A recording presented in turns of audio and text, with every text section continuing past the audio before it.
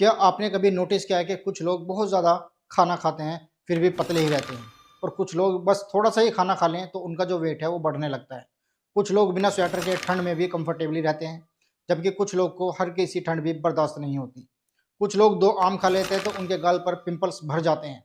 कुछ लोग कुछ भी खा लें तो उनकी स्किन फिर भी ग्लो करती रहती है। आयुर्वेद में इसे प्रकृति कहा जाता है, और जब तक आप अपनी प्रकृति को नहीं समझेंगे तब तक आप किसी और की डाइट, रूटीन, लाइफस्टाइल फॉलो करके सिर्फ अपना बैलेंस बिगाड़ते रहेंगे।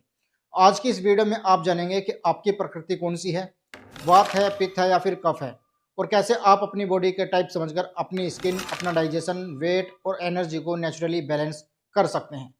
नमस्कार, अस्सलाम वालेकुम। कैसे हैं दोस्तों? मैं हूं डॉक्टर आरिफ मलिक, आपका अपने यूट्यूब चैनल आयुर्वेदा दर्शन में हार्दिक स्वागत इस्तकबाल करता हूं, जहां पर हम आयुर्वेद और मॉडर्न साइंस को साथ में लेकर हेल्थ को सिंपल तरीके से समझते हैं। दोस्तों, आयुर्वेद कहता है कि हर इंसान एक यूनिक बॉडी ब्लूप्रिंट के साथ पैदा होता है। जैसे कि हर एक उंगली का फिंगरप्रिंट अलग होता है, वैसे ही हर एक व्यक्ति की जो शारीरिक और मानसिक प्रकृति होती है वो अलग होती है, और इसे हम बदल नहीं सकते। लेकिन अगर हम अपनी प्रकृति पर ध्यान नहीं देते तो वो धीरे धीरे बिगड़ सकती है, जिसे आयुर्वेद में विकृति कहा जाता है। इसी इम्बैलेंस की वजह से धीरे धीरे अलग अलग तरीके की हेल्थ प्रॉब्लम शुरू हो जाती हैं। ये प्रकृति ही डिसाइड करती है कि आपका डाइजेशन कैसा होगा, आपको भूख कैसी लगेगी, आपको नींद कैसी होगी, आप पतले रहेंगे या मोटे रहेंगे, आपके इमोशंस कैसे होंगे, आप स्ट्रेस को कैसे हैंडल करते हैं। ये सभी चीज़ें प्रकृति ही डिसाइड करती है। आयुर्वेद के अनुसार ये पूरा यूनिवर्स 5 तत्वों से मिलकर बना होता है: पृथ्वी, जल, अग्नि, वायु और आकाश। ये 5 तत्व जो होते हैं ये बाहर ही नहीं बल्कि हमारे शरीर के अंदर भी मौजूद होते हैं। हमारी हड्डियां, मांस और स्किन पृथ्वी जल महाभूत जो होता है उससे बनी हुई होती है।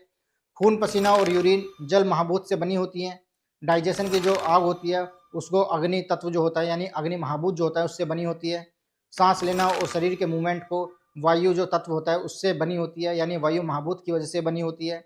और शरीर के अंदर जो खाली जगहें होती हैं जैसे आर्टरीज हुई, इंटेस्टाइन हुई, नाक हुई, उसी नाक के जो पैसेजेस हुए, उसको आकाश महाभूत से मिलकर बना होता है, ये कहा जाता है, और ये हकीकत भी है। हर एक व्यक्ति के शरीर में तीनों दोष ये मौजूद होते हैं, लेकिन इनका बैलेंस हर किसी व्यक्ति की जो बॉडी होती है उसमें अलग अलग होता है।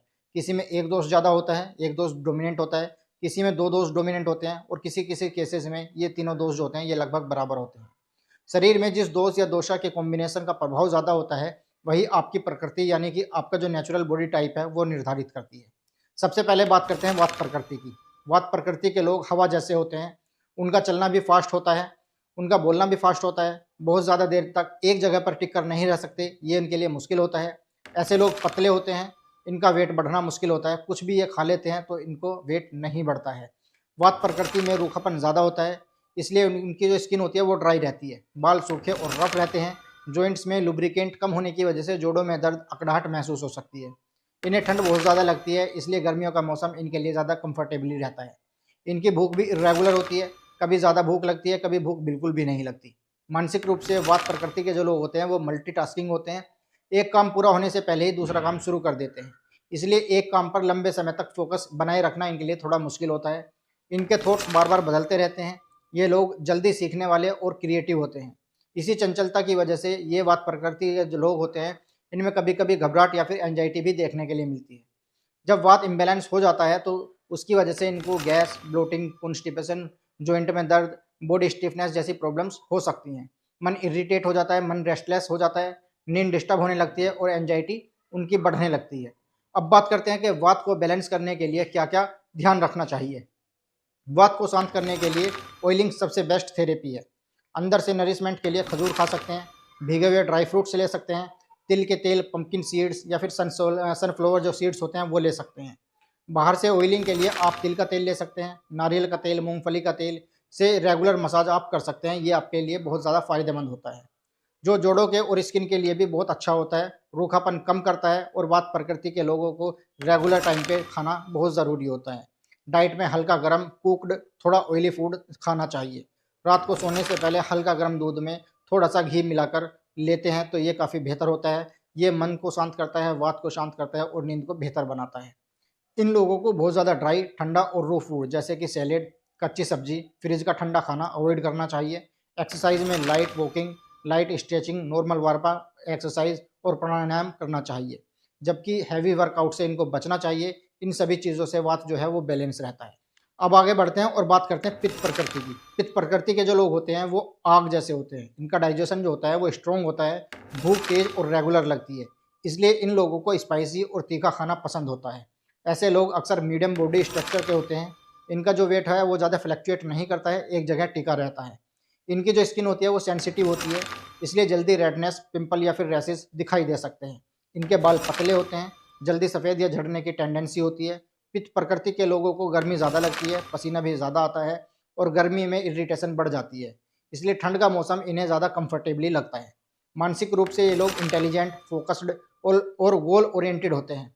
ये डिसीजन जल्दी लेते हैं, लेकिन इनमें गुस्सा बहुत जल्दी आ जाता है। पेशेंस की इनमें कमी होती है। कभी कभी दूसरों को कंट्रोल करने की आदत इनमें दिखाई दे सकती है, यानी कि ये दूसरों पर चढ़कर बात करते हैं। ज़्यादा पित्त बढ़ने की वजह से बॉडी में गर्मी बढ़ जाती है। Acidity, mouth ulcer, pimple, rashes, excessive sweating या फिर गुस्सा इनमें कॉमन होता है। अब बात करते हैं पित्त को बैलेंस रखने के लिए क्या क्या ध्यान रखना चाहिए। इन लोगों के लिए कूलिंग और ठंडक देने वाली चीज़ें सबसे बेस्ट होती हैं। डाइट में सीजनल फ्रूट्स ले सकते हैं, सब्जी ले सकते हैं, दूध, घी, सिंपल घर का बना खाना बेस्ट होता है। इसके अलावा गुलकंद, नारियल पानी, सौंफ पानी, पानी में भीगे हुए सीड्स, जीरा पानी, सिंपल छाछ जैसे कूलिंग ड्रिंक्स भी इनके लिए फ़ायदेमंद होती है।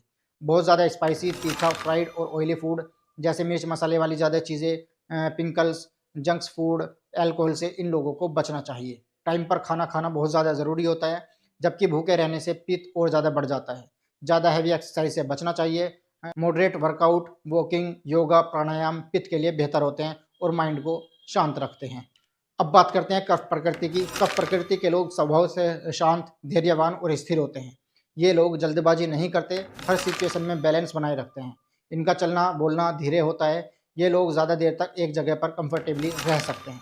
जैसे पित्त प्रकृति में अग्नि तेज होती है, वैसे ही कफ प्रकृति में अग्नि मांद्य होती है, इसलिए इनका डाइजेशन धीमा होता है। ऐसे लोगों का बॉडी स्ट्रक्चर स्ट्रॉन्ग होता है, वेट बढ़ना आसान होता है, लेकिन वेट को कम करना थोड़ा मुश्किल होता है। इन लोगों को नींद भी ज़्यादा आती है। कफ प्रकृति में स्निग्धता, हैवीनेस ज़्यादा होती है, इसलिए स्किन सॉफ्ट और स्मूथ रहती है। बाल घने मजबूत रहते हैं। मानसिक रूप से कफ प्रकृति के लोग शांत, पेशेंस, इमोशनली स्टेबल होते हैं। ये लोग एक काम को पूरी लगन के साथ करते हैं, एक बार सीख लेने के बाद चीज़ों को लंबे समय तक याद रखते हैं। इनमें संतुष्टि का भाव ज़्यादा होता है। जब कफ इम्बैलेंस हो जाता है तो शरीर में भारीपन, थकान और सुस्ती बढ़ जाती है। वजन बढ़ने की वजह से सर्दी, खांसी, नाक बंद रहना, ज़्यादा नींद आने जैसी प्रॉब्लम्स हो सकती हैं। शरीर में ऊर्जा कम महसूस होने लगती है। अब बात करते हैं कि कफ को बैलेंस करने के लिए क्या क्या ध्यान रखना चाहिए। जैसे वात के लिए ऑयलिंग और पित्त के लिए कूलिंग ज़रूरी है, वैसे ही कफ प्रकृति के लिए एक्टिविटी, हल्कापन और मूवमेंट सबसे अच्छा होता है। एक्सरसाइज कफ के लिए बहुत ज़्यादा ज़रूरी होता है। ब्रिस्क वॉक, जॉगिंग, डांसिंग, थोड़ा एक्टिव वर्कआउट करें। सुबह जल्दी उठें, दिन भर एक्टिव रहना फ़ायदेमंद रहेगा। कफ प्रकृति के लोगों को मिठाई, डेयरी प्रोडक्ट्स और ज़्यादा ऑयली चीज़ें पसंद आती हैं, लेकिन इन लोगों में डाइजेशन धीमा होता है, इसलिए अपनी डाइट में अदरक, काली मिर्च, हल्दी, ब्लैक पेपर, दालचीनी, लौंग, ग्रीन चिल्ली जैसी जो देसी मसाले होते हैं उनको शामिल करना चाहिए। ये कफ को बैलेंस करने में मदद करते हैं। बहुत से लोग अक्सर पूछते हैं कि सर कौन सा दोष बेस्ट होता है। आयुर्वेद का यहाँ पर क्लियर आंसर है कि तीनों जो दोष होते हैं वे अच्छे होते हैं जब तक ये बैलेंस्ड है। प्रॉब्लम दोषा में नहीं होती, दोष में नहीं होती, इम्बैलेंस में होती है। अगर आपके दोष इम्बैलेंस हैं तो आपको प्रॉब्लम्स होनी शुरू हो जाएंगी। जब आप अपनी प्रकृति समझ जाते हैं तब आप अपने खाने में, अपनी लाइफ स्टाइल को, रूटीन को स्मार्टली चूज़ कर सकते हैं। तो आप मुझे कमेंट बॉक्स में कमेंट करके ज़रूर बताइएगा कि आपकी जो प्रकृति है वो कौन सी है और आपका कौन सा दोष बढ़ा हुआ रहता है। वात है, पित्त है या फिर कफ है, कौन सा दोष आपका बढ़ा हुआ है। मुझे उम्मीद है मेरे द्वारा दी गई जानकारी आपको पसंद आई होगी।